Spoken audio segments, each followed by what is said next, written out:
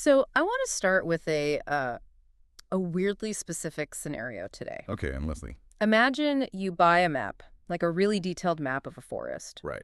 And this map is just incredible. It's got the topography, the elevation, every single tree species is listed out. You got the GPS coordinates of every river bend in there. Exactly. And you spend 40 years studying this map. I mean, you literally get a PhD in map studies. You give lectures on the ink quality. Wow. But in all those 40 years, you never actually step foot in the forest. That's a profoundly depressing image. You're the world's leading expert on a place you've never actually been to. Yeah. And that is the central tension of what we are diving into today. We're doing a deep dive into a text called The Missing Upanishad by Max and Claude. Which is fascinating. It really is. Yeah. Now, full disclosure to everyone listening, right off the bat, this isn't an archaeological hunt for a dusty scroll found in a clay jar somewhere. Even though I know you absolutely love those kinds of stories. I do. I totally do. But this is different. It's a narrative exploration of a teaching that is missing, not because it was lost in a fire or buried, but because it literally cannot be written down. Right. The whole premise is that the exact moment you try to write it, you lose it. It's the ultimate you had to be there moment. It really is. And to understand why that's the case, we have to kind of set the scene. We have to go back to ancient India. Right, the Upanishadic period. Exactly. So roughly 800 to 400 BCE. And we are zooming in on a very specific figure, a guy named Uddalaka. And Uddalaka isn't just, some guy sitting in a cave. He is the guy. Oh, he's an institution. Yeah. You have to imagine the most prestigious university you can possibly think of, Mm-hmm. but it's set in a forest hermitage. Right. Uddalaka has been teaching there for 40 years. Mm. Kings are literally sending their sons to be educated by him. Merchants park their caravans on trade routes just to catch a snippet of his evening lectures. So he is the gold standard of intellectual and spiritual authority at this time. Completely. And he's incredibly famous for his metaphors. The source actually mentions a really specific one, the saltwater metaphor. Oh, yeah, that's like his greatest hit. It really is. Yeah. So he tries to explain how the self or consciousness, right, permeates absolutely everything. Right. So he tells a student to dissolve a spoonful of salt in a bowl of water. And the next day, he asks the student to find the salt. And obviously, the student can't see it. Right, it's dissolved. But then Uddalaka says, go ahead and taste the water from the top. Taste it from the middle. Taste it from the bottom. And it's all salty. Exactly. The salt is invisible, Oh, but it is everywhere. man, that is just brilliant. I mean, it's logical, it's demonstrable right there in front of you. That is exactly the kind of teaching that builds a massive reputation. Precisely. And that right there is the trap. The trap. Over 40 years, Uddalaka has built this massive, towering structure of logic and words and reputation.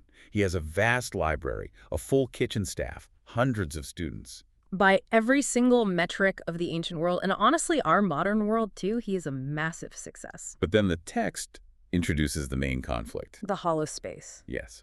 Right in the middle of his 41st year of teaching, Uddalaka starts to feel empty. Just out of nowhere. Basically. He's sitting on his raised wooden platform, giving the exact same brilliant lecture he's given 1,000 times before. And he suddenly wonders, am I just a parrot? Oh, wow. That is a nightmare for anyone in a creative or intellectual field. Just that creeping dread that you're just hitting play on a tape recorder. It's way deeper than just boredom, though. He genuinely begins to doubt his own certainty. Right. He wonders if he actually knows the truth anymore, or if he's just repeated the definition of the truth so many times that the words themselves feel heavy.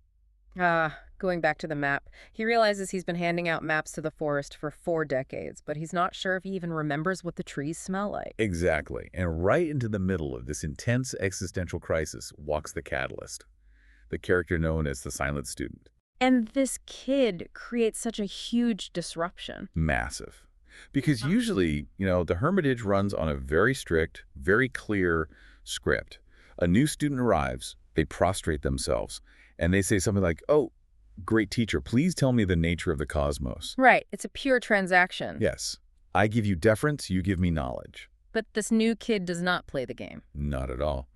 He arrives, he finds a quiet spot in the very back of the gathering, and he just sits down. No formal introduction, no questions. And this drives absolutely everyone crazy, especially Shvetakatu. Shvetakatu is such a crucial character to understand here. He is the head student, the valedictorian.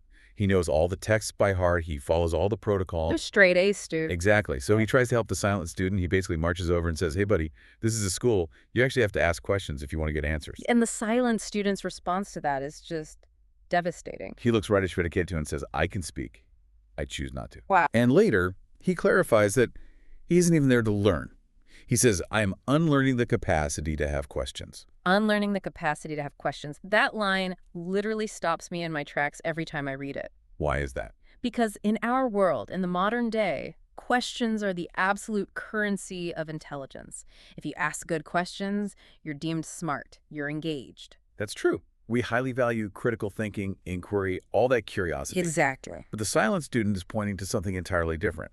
He's suggesting that the act of questioning itself creates a separation. How so? Well, if I ask what is happiness, I'm standing over here as the asker, and I've suddenly put happiness way over there as an object to be analyzed. I've created a distance between myself and the thing. I see. So Uddalaka is watching all of this unfold from his platform, and he's unnerved. He is totally rattled. He starts feeling like a complete fraud under this student's gaze. Yeah. And the student isn't even judging him, which honestly just makes it worse. Right, there's no malice. None. The student is just completely present. And that sheer presence makes Uddalaka's fancy salt metaphors feel like cheap parlor tricks. So finally, Uddalaka can't take it anymore, and he confronts him. Down by the river. Yes. It's late at night. Uddalaka finds the student sitting by the river and essentially demands an explanation. He asks, why won't you engage with me? Proper instruction requires a dialogue. And this is where the student drops the main metaphor of the entire deep dive. He points out at the flowing river and says, you have spent your entire life answering questions about water while dying of thirst. Man, that is a mic drop if I've ever heard one. It completely destroys Uddalaka. In that 1 second, he realizes that for 40 years, he hasn't actually been quenching anyone's spiritual thirst. He's just been describing the chemical composition of H2O. Exactly. He realizes that every single brilliant answer he gives just spawns 3 new questions in the student's mind. It's like a hydra. Cut off one head, 2 more grow back. Right. He hasn't reduced the world's confusion at all. He has just made the confusion much more sophisticated. So the famous teacher decides to do something that I think is almost impossible for someone with that much ego and status and wealth. What's that? He switches sides. He really does. He defects. He joins the student. He starts meeting him at dawn every day for silent sitting. No talking, no teaching, just sitting there. And the text makes it very clear that this is not some peaceful, blissful meditation, is it? No, it describes it as pure agony. Uddalaka feels like he is literally dying because his entire identity is built around being the teacher, the one who knows. Right. If he stops pointing things out, if he stops explaining the universe, who is he? He is facing the absolute death of his ego. And this personal crisis leads directly to the collapse of the institution, which is where the story gets really fascinating to me because it shows the real-world fallout of finding the truth. Uddalaka cancels the evening discourse. It's a massive scandal. You have to imagine the CEO of Apple just not showing up to the main keynote address. Such an empty stage. Yeah. And when Shvetakettu confronts him about it, basically accusing him of losing his mind or going senile, Uddalaka just says, the uncertainty is precision. The uncertainty is precision. Let's unwrap that for the listener. Think about it this way. All his previous certainty, all those lectures and rules, that was just a mental fortress. It was a fabricated construct. Okay. By finally admitting he doesn't know, by stepping completely into the unknown, he is actually aligning himself with the reality of the present moment. Because the present moment is always fresh and unscripted. So he just stops answering questions entirely. He does. When panicked students come up to him and ask about the nature of the soul, he just looks at them and asks back, what is asking? And the students absolutely hate this. They feel so betrayed. They didn't travel across the country for this. They came for a system. They came for a ladder they could climb. Shvetakettu is the perfect example of this. He represents the kind of person who loves the idea of spirituality, but isn't actually ready to let go of their identity. Exactly. So he packs up and leaves to become a traditional priest. Right. He needs the rituals. He needs to know he's a good student who is making measurable progress. But not everyone leaves. A very small group stays. The remnant. It's about 12 of them. Just a group of misfits who find that the silence actually resonates with them far more than the grand lecturers ever did. And we definitely have to mention Maitreyi here. Yes, Maitreyi. In the story, she had been disguised as a man just to attend the school, right? Correct. Because of the strict social norms of that era, women weren't allowed to study there. But as the formal institutional structure dissolves, she just drops the disguise. She reveals her true identity to the group. And the reaction from the group is nothing. Literally nothing. Nobody cares. Because in that new space of deep silence, categories like man or woman or rich or poor, they just fall away entirely. They're just costumes. Exactly. The whole atmosphere changes from a rigid school to a shared presence. They aren't trying to get anywhere or achieve anything anymore. Physical labor just becomes meditation.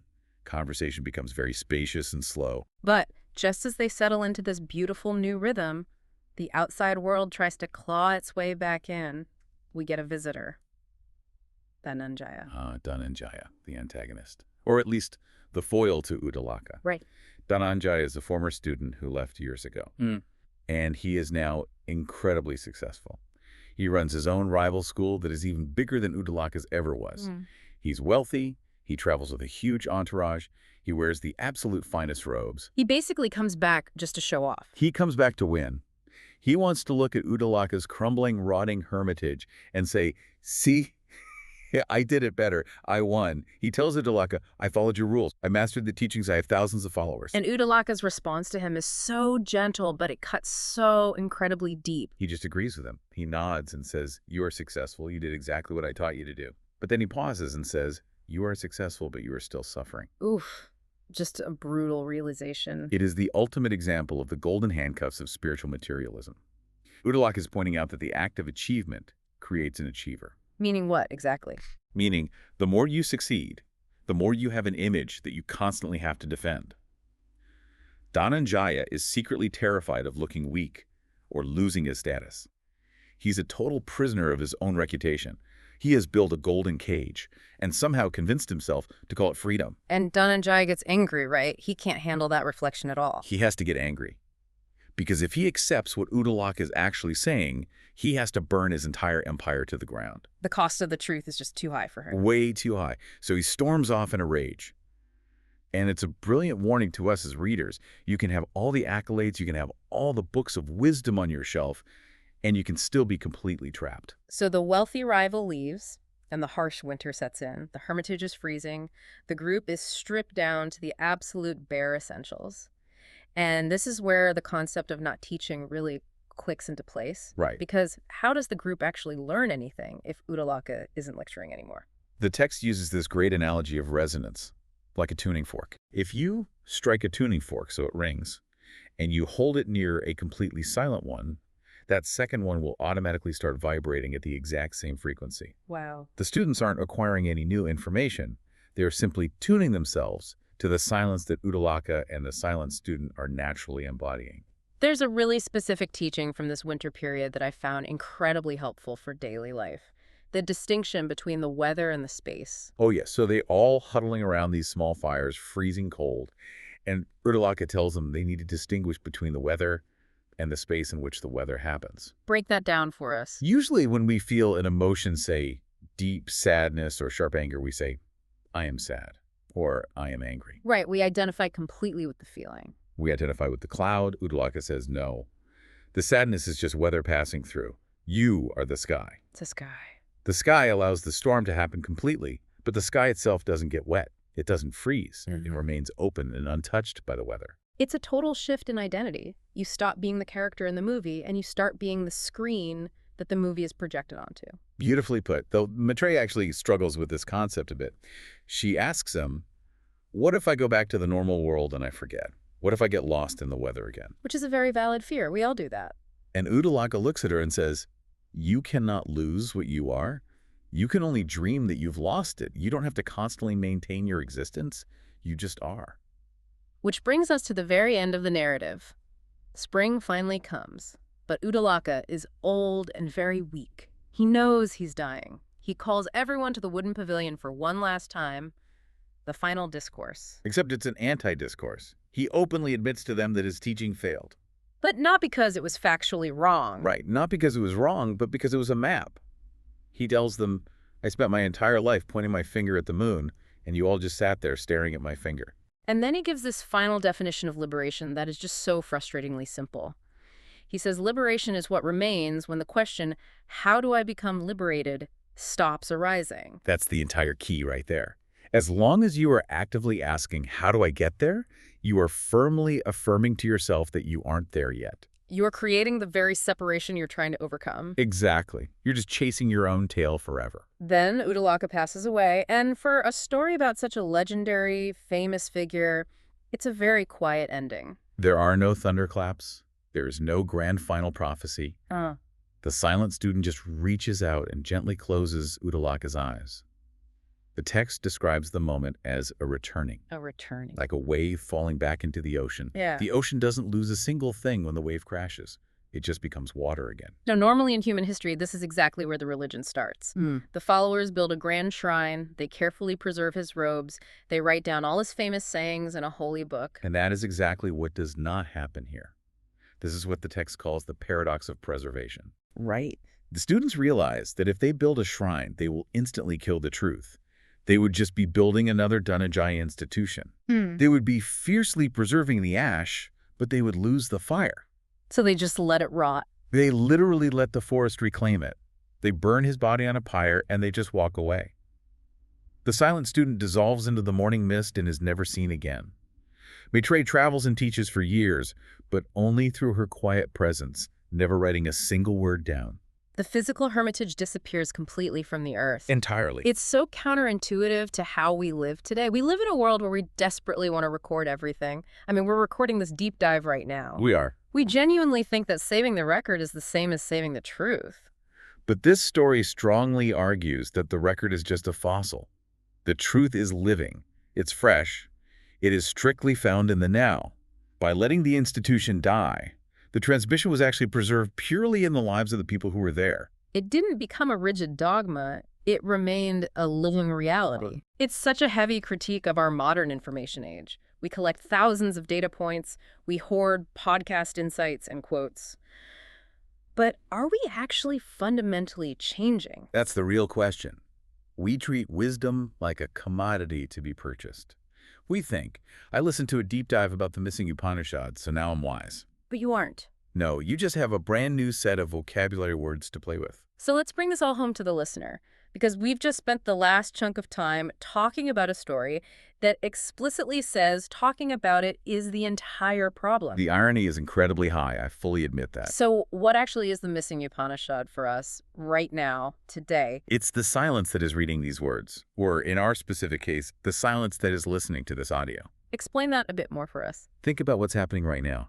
I'm making vibrations, sounds with my vocal cords. Your brain is decoding them into English. But who is actually listening? What is the open space in which this sound is happening? The space itself. Yes. That space, that raw awareness, right in this exact second that is the missing Upanishad. It's missing from all the books because it is the reader of the books. You can't see your own eyes because you're looking with them. So our mission, if we can even call it a mission, is to somehow stop the acquisition mode. We are all acting exactly like Shafatakatu or Dhananjaya. We just want to add spiritual wisdom to our resume. We do. And the incredible challenge here is to just stop trying to get it. To deeply realize that the seeking itself is the anxiety. Uddalaka's final, ultimate message is that there is absolutely nothing to find because you are already there. You are the thing you are frantically looking for. Exactly. It's terrifying, though. I mean, really think about it. If I'm already there, then I have nothing left to do. I have no project to work on. And that is exactly why it feels like death to the ego. The ego requires a project to survive. It desperately needs a problem to solve. If there's no problem, the ego has no job. It gets laid off. So we are essentially inviting the listener to fire their own ego. Or at the very least, maybe give it a short sabbatical. Just for a moment. I love that. Okay, here is my final thought, and it's a bit of a challenge to everyone listening right now. We consume so much information every single day. You're listening to this right now to learn something new, to get smarter, to be a well-informed person. Which is perfectly fine. That's the map. We all need maps to navigate the world. Right. But try this. When this audio ends, don't immediately play the next one in your queue. Don't rush to check your email. Don't start mentally analyzing what we just said about the ego. Don't look at the finger pointing at the moon. Actually look at the moon. Exactly. Give yourself just 1 minute of dropping the map completely. The ultimate teaching here is that there is nothing to teach. You're already it.